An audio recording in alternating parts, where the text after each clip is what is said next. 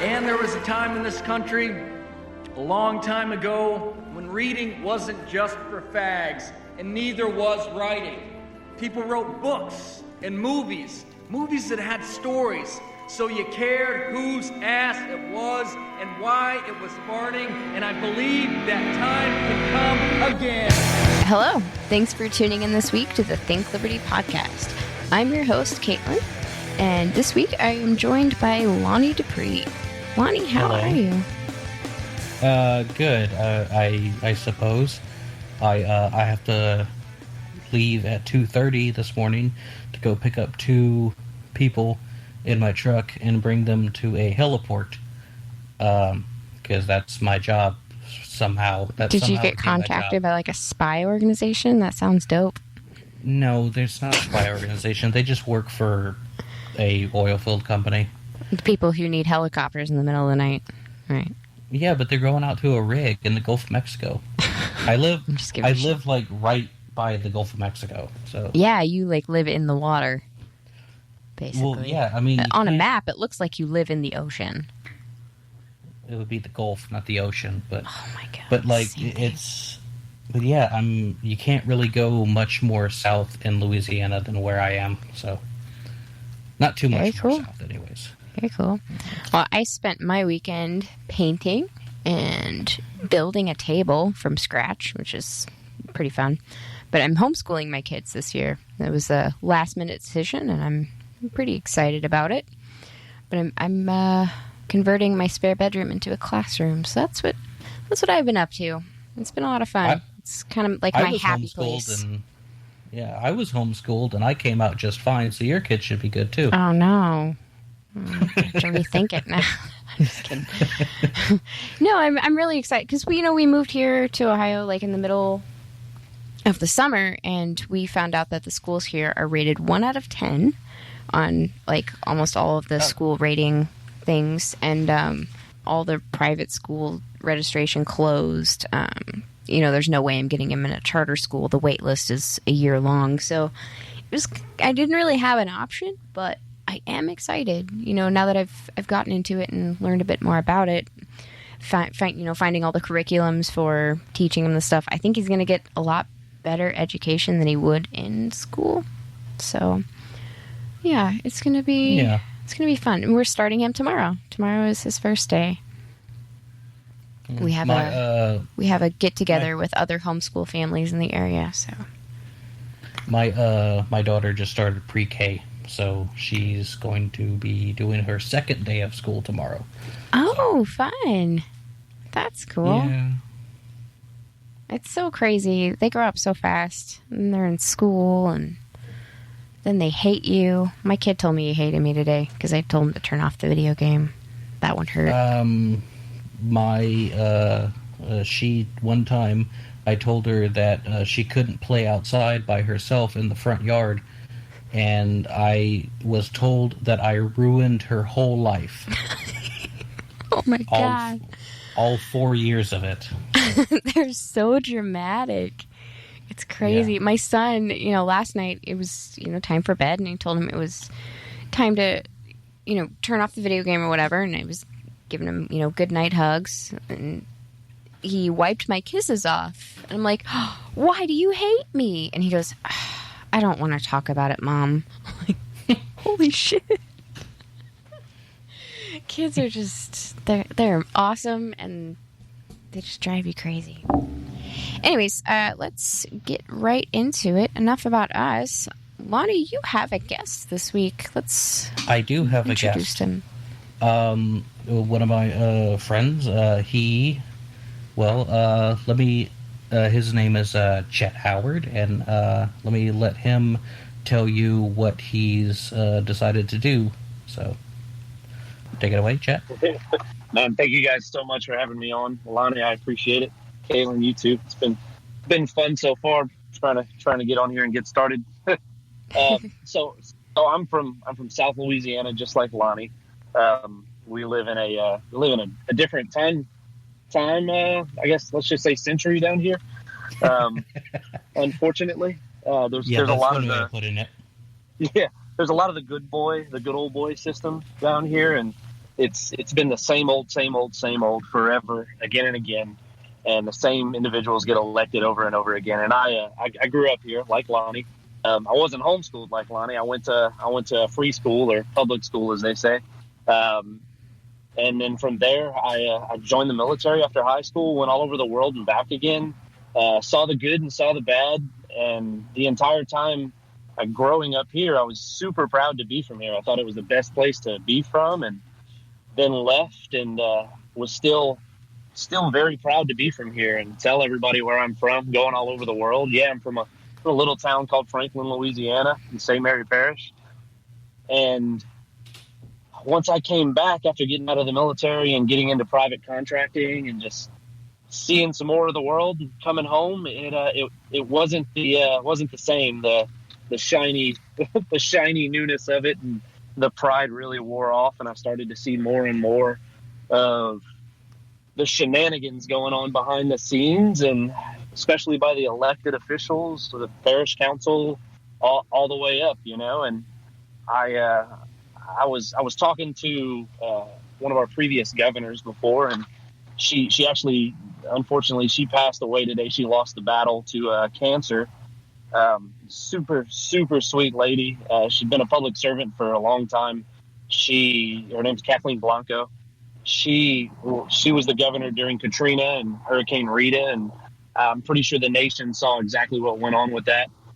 And that obviously wasn't a good scenario, but that really summed up her entire political career right there, just being involved in Katrina. And she didn't get dealt a great hand by the federal government, and attempts to help with that and holding up help with it just wasn't good. So for me, I was running a project in a neighborhood in Lafayette, and I didn't know her house was in this neighborhood, and ended up going over, and she saw me in the street walking with a crew, and she was like, "Hey, come see what's going on, what's up with all the ruckus." So I walked over and introduced myself, and she offered me some sweet tea. Being that we live in South Louisiana, that's obviously a normal thing.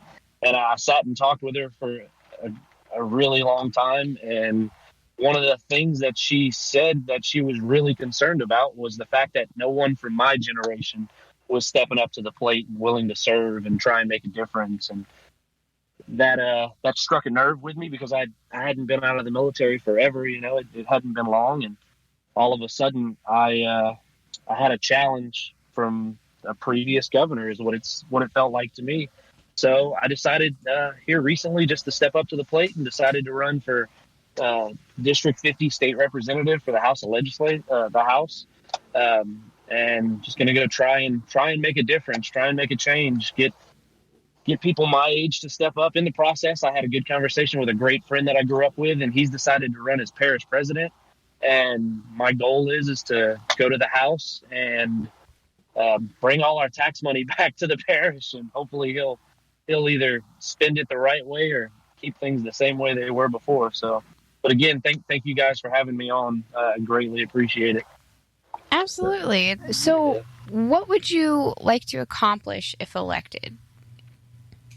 So here, one of the big things that we have an issue with is our economy is trash.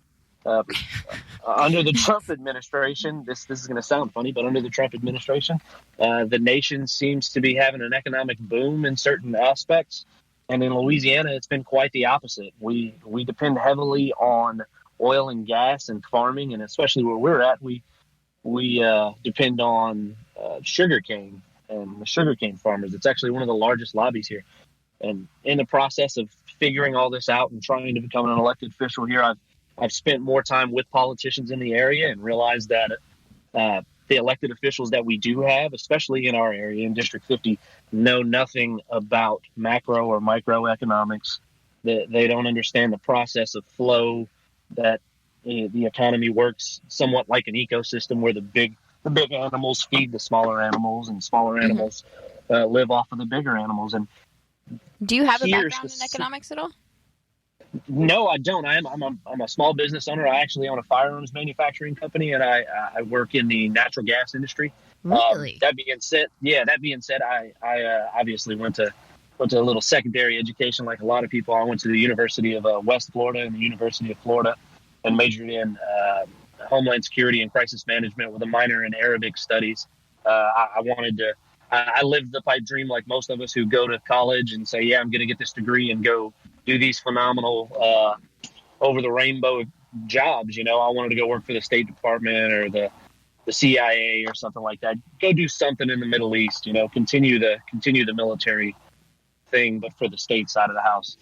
And obviously, economics is one of those things that you learn about in crisis management, because when bad things happen in the United States and anywhere in the world, the economy is affected by those things, whether it's good or bad, whether someone's going ahead and throwing in a buy in the market or if they're shorting stuff, So that was always an interesting thing to me. And after living and growing up here in South Louisiana, I saw over and over again how the larger business would come in and then they'd go, "Oh no, we can't survive here," and they would depart, and then the smaller businesses that stuck around, the mom and pop small businesses, they eventually phase out. We've had businesses over and over again, places I grew up going into as a kid with my dad and my grandfather, getting a little quarter gumball machine. Like those things don't exist in this area anymore, and it's disappointing. But at the same time, it's also 2019, and we need to move forward. So that being said, one of my big goals, I've started to go out to the larger businesses that are further from us and just try and have the difficult conversations with them and ask them, "Hey, what would it take to get you to be back here where I'm at in little old St. Mary Parish?" And pretty resounding, the answer was always going to be, "Hey, we need tax exemptions. We need this. We need that." And obviously, with a little libertarian principles, I believe that, taxation is theft to begin with. But I'll use the cop out. We live in this society where we pay taxes thanks to force. But I've approached a lot of these businesses, the larger businesses, and them giving me the same answer over and over again. I've asked them to sign good faith agreements that if I can get elected and get in there and offer them these things, which is tax exemption for 5 years, let them get on their feet, hire people, develop, become profitable, would they be willing to move to St. Mary Parish and St. Martin Parish? And so far, out of 31 of those businesses, 24 of them have signed good faith agreements, and my phone won't stop ringing because they want to come here. Most of these are manufacturing and oil and gas companies, and in South Louisiana, there's Port Fourchon, which is southeast of us.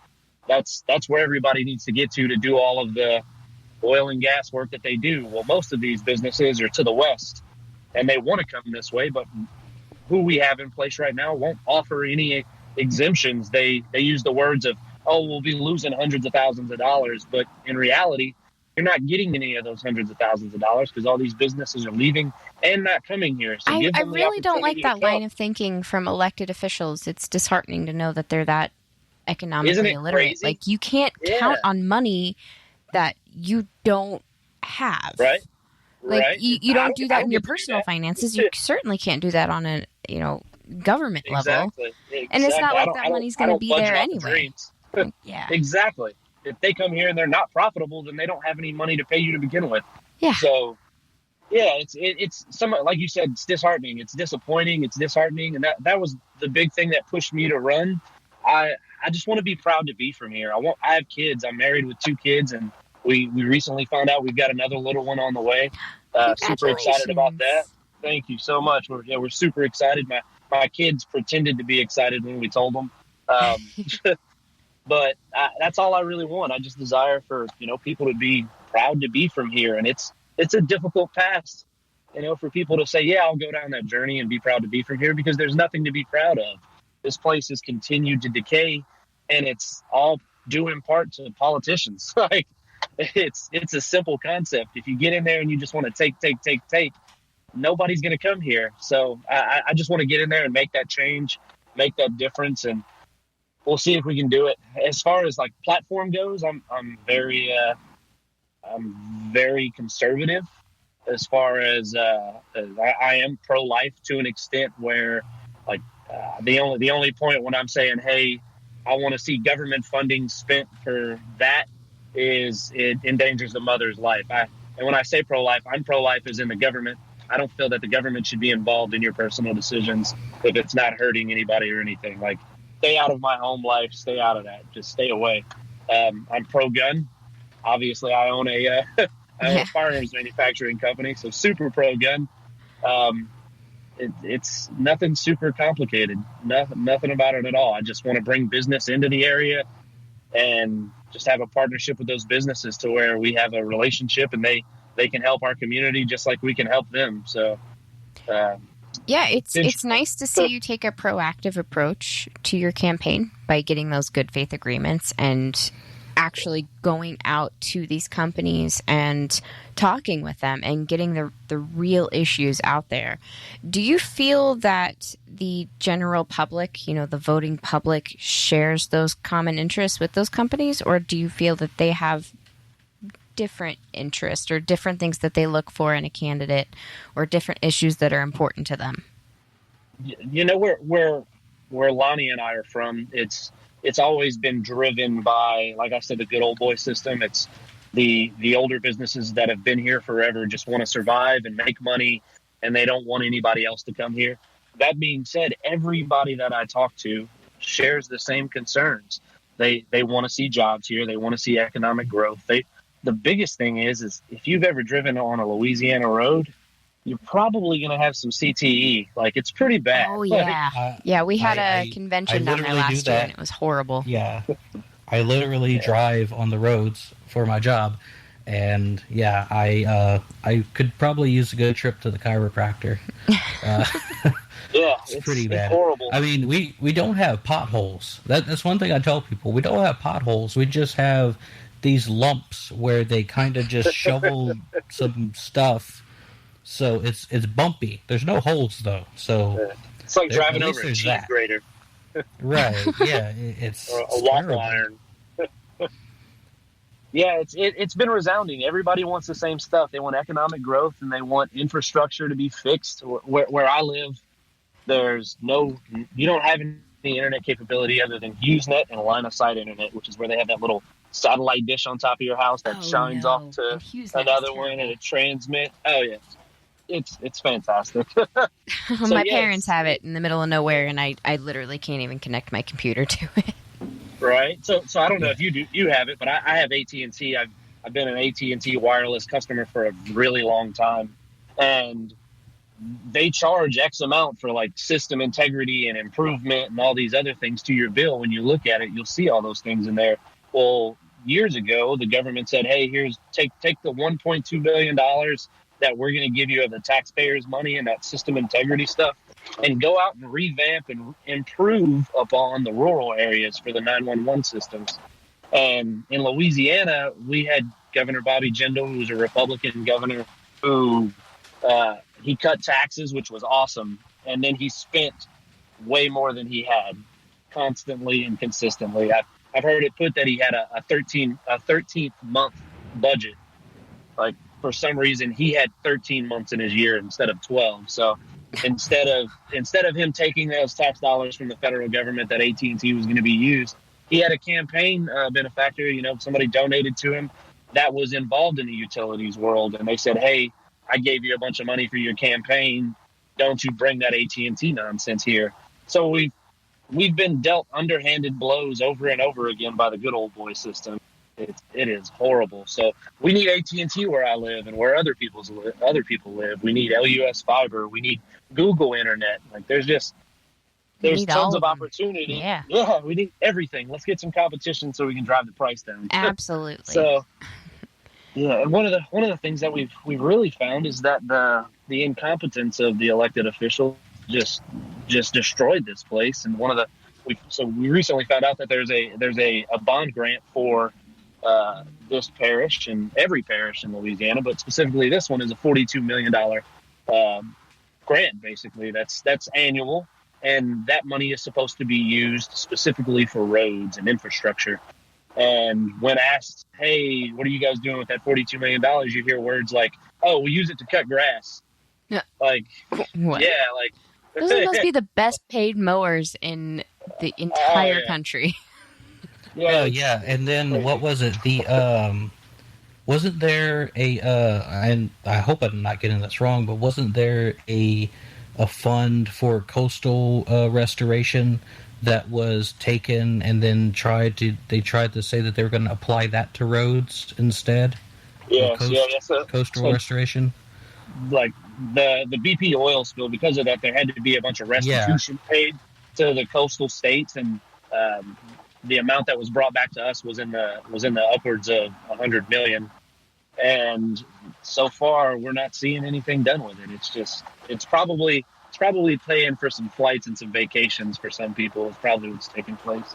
But yeah, there's tons of money out there that's been taken out of our pocket, and the politicians are doing whatever they want with it. That's another huge issue that we have here is in Louisiana. We have a governor who's a Democratic governor. He says he's a moderate, as they say, and he immediately got in and was dealt a bad hand by the previous administration with Bobby Jindal, spending a ton of money, tons of money that we didn't give him and he didn't have. And in the process, we had a drastic, insane deficit. Well, the new governor, John Bell Edwards, decided to just get after it and start raising taxes. We didn't have an internet sales tax before he got in office. Now we have one. So anything Chet gets to order from Amazon, he's got to pay taxes on now. Anywhere, it's pretty disappointing. We've seen the largest increase in taxes in Louisiana in history. It's been an over 25% increase altogether in what we're paying. He's campaigning with a video that says we have a $300 million surplus. That's obviously not a good thing for anyone who understands government budgeting. If you have a surplus, that means you took way too much money. Lonie's brother actually said it the other day. That's not a surplus. That's my plus. Give me my money back. Give me my hard-earned money back. So yeah, it's a problem. It really is. So. Yeah, I mean, a lot of what you said. I mean, you hear people talking about this all the time. You know, they talk about how, like, we used to in the 80s. You know, everything was going great, and then there are companies looking at moving in, and then they were stopped by too high of taxes, and then everything just kind of stagnated. And we could have had like this great, we could be, I don't want to say that Florida is great, but we could be like Florida and we're just not, because it's crazy. Of corrupt politicians and stuff like that. There's so much potential, and like where I am, most of your younger people, they're not looking at staying in St. Mary Parish. Not even remotely. No. They're looking at moving to Terrebonne Parish, to like Houma or to Lafayette, or to Baton Rouge or New Orleans, somewhere with actual opportunity. There's just, it's too rural, and rural is okay, but that doesn't mean that seeing a sugarcane tractor pulling stuff on the highway should just be a like normal, that's just how it is, I don't know. I know that's normal, but it's just kind of like, I don't want it to be that rural, Yeah, and you know what? That's one of the big challenges we have here is the sugarcane farming lobby. They call them big land. They have big oil and all that. They call the sugarcane and farm lobby big land, and big land is far more powerful than big oil or any of those other lobby groups, because one, they feed the world, and two, they're the oldest lobby group that we have. I mean, they've been around since the 1800s. So it's honestly unfortunate and scary, and like you said, people are leaving constantly. People, your age and my age, we just want to get out. Like, right. And speaking of land, one thing that I'm actually seeing lately that's a little bit of a positive that I haven't seen in 30 years is land for sale. Yeah. There's several places that I'm seeing for sale signs, and I'm like, finally, finally, the old people that owned this land and didn't want to give it up to all these companies because they wanted to keep it a small town or whatever. Yeah. It finally died, and their kids want the money, so yes, they're selling it. I'm like, finally, Yeah, it's almost like game theory. Yeah, because that was another thing that held back progress was a lot of land with nothing on it. Yes. These companies would approach the owners. They'd want way too high of a price, not seeing the potential, with having, a shell facility or, something like that, or a shopping center or something. They want way too much money. Their buddies with the local government wouldn't want to give them a tax deal or anything like that, and nothing would happen. Right. Just nothing would happen, Yeah, we see a ton of that down here. If you look at the bear refuge that we have down here, the individuals that have donated most of that land, they're doing that purely for the tax purposes. So they're not paying any property tax whatsoever. But they still get the bear refuge. Yeah, we've heard stories about the bears. Yeah, we need a lottery. Okay. I have bear problems where I live too, and I don't know if I showed you videos at Mike's birthday, but we have huge black bears that come over onto our property, and they do what they want. And in Louisiana, we have Mardi Gras, and obviously one of the pastries that they have during Mardi Gras is the king cake, and it's like filled with all kinds of awesome like jelly and stuff like that. And one of the ones is a Bavarian cream king cake. Well, in my house, like if I get it, I'll eat a slice or two and hope that my family will eat the rest, and it never happens. So it just goes to waste. Well, this black bear shows up during Mardi Gras all the time and gets him a king cake out of my garbage can. Well, I have animals, my kids as well. I mean, I'm always worried, hey, my kids are going to go outside and get mauled by a mama black bear. Well, I contacted Louisiana Wildlife and Fisheries and had a conversation with them about it. Tried to see what my recourse was, and they were just like, oh, leave the bear alone. Like, well, I live here. The bear doesn't. And their exact words to me were, well, you live in its habitat, so you need to leave it alone. Yeah. So, which was completely ludicrous to me, because last time I checked, survival of the fittest, and that bear doesn't pay taxes. So I had a huge problem with that. Yeah, it's crazy. But going back to the bear refuge is land that's been donated by a prominent family in this area, and by them doing that, they don't pay property tax. So they avoid paying the property tax by classifying this land as a bear refuge, and then they're still able to profit because they harvest whatever trees are growing on this property. So it goes back to Louisiana politics as usual. There's always a loophole and a workaround to where the people with all the money and the say so and the guy who's been elected get to make the decision. So it's quite awesome. Quite awesome. So I can see you want to bring transparency to the state level, at least, where your money's going. Like, do you feel that transparency is something really important? I think that's a huge thing. One, because it's my money, it's Lonnie's money, it's everybody's money, and it's being taken from us. We're not paying taxes because we want to. That's just not a reality. Not anymore, at least.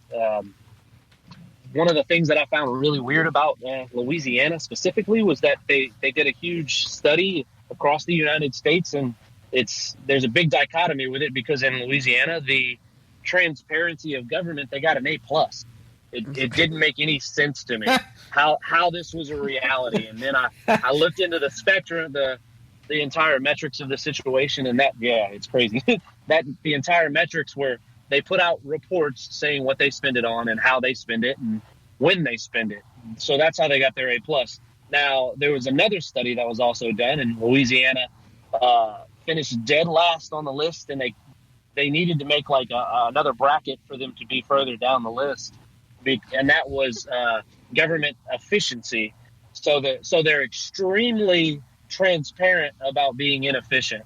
Yeah. So it's awesome. It's absolutely fantastic. So something has to be done. That's really all it is. And now I'm being more involved and trying to get out there and make the difference, I'm starting to see that all those reports say that come out, those reports are fantastic, but that doesn't mean that they're true. And we're starting to see again and again where mismanagement of funds is taking place. Well, not only is it, a matter of truth, but you're finding out after the fact instead of, during the process. Like, I kind of like how Justin Amash approaches things. Like, he keeps, his constituency informed on decisions before and after he makes them.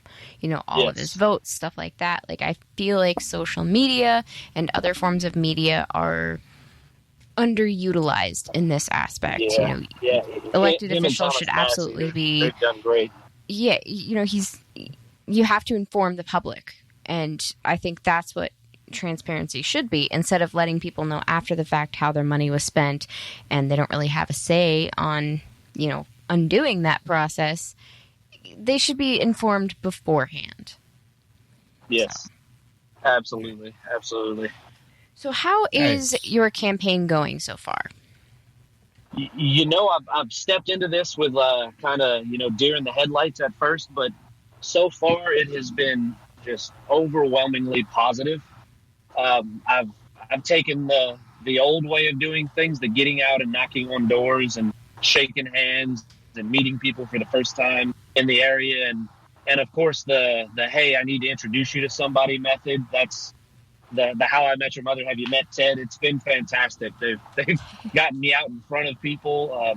There's also been people who are already involved in Louisiana government, but who truly have the best of intentions and want to fix the problems. And I'm running as a Republican, and I was recently I said the R word. Oh no! But you're a libertarian. Yeah. What do you know? Surprise, right? So it's what do you actually want to win? Isn't that crazy? And that's honestly the truth, man. You look at the numbers, and it's a numbers game. That's all politics is, man. When it comes to campaigning, it's a you need to know where you need to go to talk to people. You need to go who voted, when they voted, what they voted for. Like, you need to know those things to win. And no one has voted Libertarian, probably other than me, during the presidential election. So, and I can't take that one back. So it just is what it is. But no, I recently got invited to it's really weird for me because I'm obviously not like all the rest of the politicians out there, but I recently was invited to the Louisiana 2019 Elephant Gala. And for those who don't know, that is the Republican ball in Louisiana. And when I walked into the room, I was underdressed because I didn't have a tie on, but I had a suit on and a button up. And honestly, it was overwhelming by far. I've been in rooms with elected officials before. I went to Obama's first inauguration. I was part of a security detail out there. It was incredible to see. So going into this, I walked into the room, and an individual that was there that I'd never met before but communicated with, and just kind of a back channel kind of thing, like, hey, you need to talk to this person, that person, kind of a deep throat, like what's the Watergate scandal. He's the guy who's just giving me the intel behind the curtain, behind the scenes. And I walked in the room and he said, hey, go introduce yourself to this guy. And it was a guy I should have recognized and knew who he was. And I walked in and introduced myself, and I was just like, hi, I'm Chet Howard. And immediately he was like, oh yeah, you're the Coast Guardsman. I'm like, yes, sir. And he was like, okay, Attorney General Jeff Landry. And I'm like, okay, I obviously should have knew who this guy was. I'm running for the House of Representatives.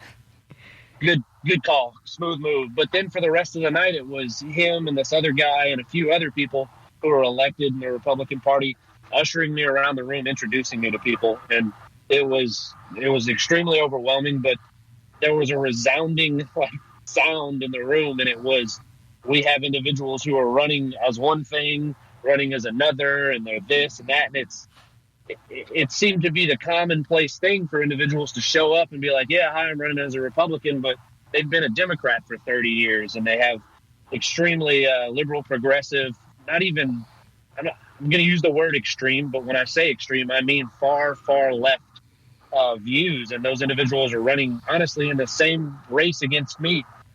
And to hear people who are elected officials at the state level say that we don't need that guy, we need a good person, and point at me when they say it, it was awe inspiring. But at the same time, I tried to remember, what room I was in at the time. So it's to answer your question, yes, the campaign has been going fantastic, and that's pretty much due in part to the fact that everyone here wants this, for the most part, wants the same thing. They want to be proud to be from here again, and it's been great. It really has been great. And honestly, if I have the opportunity, I'd love to say thank you to anyone and everyone who's offered me help so far. We can do whatever it takes to make this place a place where we can be proud to be from again. So that's like a very long version of Make America Great Again. Make this place a place where we can be proud to be from again.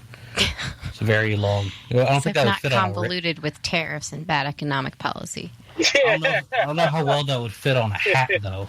Yeah. If I had a red hat, it would probably just say, "Come here, I won't tax you." No, I like it. It seems like you have a really well thought out, campaign plan and strategy after you get elected. I think you got a real chance, especially in Louisiana running as a Republican. You definitely have a chance. But yeah, I'm looking forward to how this race turns out. I think the only reason people run Democrat in Louisiana is if there is a Republican already in that seat. Yeah, that's true. It's crazy. Otherwise, this race, everyone is a Republican.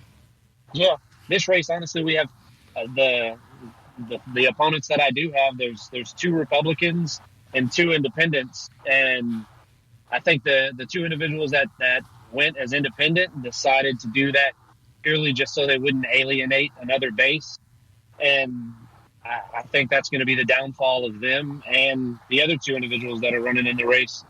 I don't think they really stand to weather the time. I'm going into this with game theory. I want to be the last guy standing. I'm gonna out campaign them, gonna out knock on doors them. I'm gonna out shake hands. I'm gonna out meet with people. I'm gonna get out there and do whatever it takes. So that's what the socialists are doing right now. So I figure we can beat them at their own game. For all of their terrible ideas and their terrible policy, they are damn good at politicking. Yeah, they really are, and it's growing quickly. Lonie and I we were talking about it the other day. If you look at what's going on with especially the Democratic Party, because it's been taken over now, but in Louisiana, especially in New Orleans, they've had this huge press of remove the statues, and we haven't heard a lot about it recently. But if you look at the Democratic Party, one of their strategies now is let's go ahead and erase our past and blame it all on the Republican Party. Let's do that. We're not racist. We didn't start the KKK. It was the Republicans. And right now they're in the game theory. They're outlasting it, and that's what they're going to do. They're going to remove all the statues and hide their past, and eventually it's all going to be the Republicans' fault. And we'll hopefully Jordan Peterson is wrong, and we won't end up in a communist Russia state with a bunch of serfdoms going on. But as of right now, they're getting it done. So it's scary. Yeah, like with the organization and everything, it's like I had this thought recently where there's, I guess, similar to like with sports, there's professional sports, and then there's playing a sport for the fun of it. And I see a lot of the the internet debates, the stuff like that is kind of like playing a sport, for the fun of it, or, doing your fantasy football league, or, whatever the case may be. It's like that. But whenever you're looking at actually becoming elected, now you're getting into professional territory. That this is, and it is a game, and you have to play it correctly. You have to market yourself correctly to be able to get in that position. And you do it to win. You don't do it to. No one is like, I just really want to play football to raise awareness for football. Like no one No one does that. They want to be a professional athlete, whatever the case may be. That's the attitude you have to have. And, I just see a lot of people, say, not to pick on the Libertarian Party again, but they're not going. Oh, I'm always down to pick on the LP. Well, yeah, It's my favorite. But they're not because we're family. Yeah, it's like they're not truly going in to win. They're just like, oh, well, we can raise awareness of libertarianism, and it's like, no. Yeah, more people need to know about libertarianism, of course, but do you want to win? Do you want to actually... Unfortunately, there's a thing that they keep pushing. You have to run libertarians to get libertarians elected. But if you keep running libertarians in areas where they have literally no chance, all you do is reinforce the stereotype that libertarians can't win, and you, in fact, hurt chances of future wins. So I don't shit on, Republicans running as... or libertarians running as Republicans. Like, that's just silly. If you want to get elected and actually make change, you have to change your strategy. Yeah, I mean, you either want to win or you don't. I mean, because you can look at, like Thomas Massey, Justin Amash, Rand Paul. Well, Rand Paul's kind of, but Rand Paul. Yeah, sure. Yeah. But, they're where they are because they played the game. Yeah. It's true. Definitely true. They're not wearing wizard hats to debates. I think that's a good place to wrap up. If anyone wants to check out your website or help you with your campaign, where can they go to do that? We've got a Facebook running hot and heavy with Chet Howard for State Representative, District 50. Go on there. If you have questions, ask questions. Get on the Secretary of State for Louisiana's website. The lasos.gov. You can find anything and everything you need to know. My cell phone number is on there for the 60-some-odd thousand people who are listening. That is a ballsy move. Yeah, hey, look, we've got to have individuals that are ready to answer the questions and be transparent. And that's what I want to be, and that's what I stand for. So I'm going to do that. But yeah, man, thank you guys so much for having me on. Greatly appreciate it. Thank you for coming on. This was really very good episode. I enjoyed it very much. And anyone that wants to set up a Facebook page, go look at his page. It's properly set up. The cover photo fits and everything. Oh yeah, I'm a social media consultant, and looking at your page, it was just like, oh my god, finally. Like, I see a lot of bad pages. That was a good one. There is a lot of them out there. So before we go, be sure to check out Think Liberty on all social media platforms. Just search Think Liberty on Facebook, Instagram, Twitter, and any other platforms you use. And check out our website, think-liberty.com. Don't forget to subscribe to the Think Liberty Podcast Network for almost daily uploads of new shows. Leave us a review and tell a friend. Whether you like it or not, we'll probably be back next week.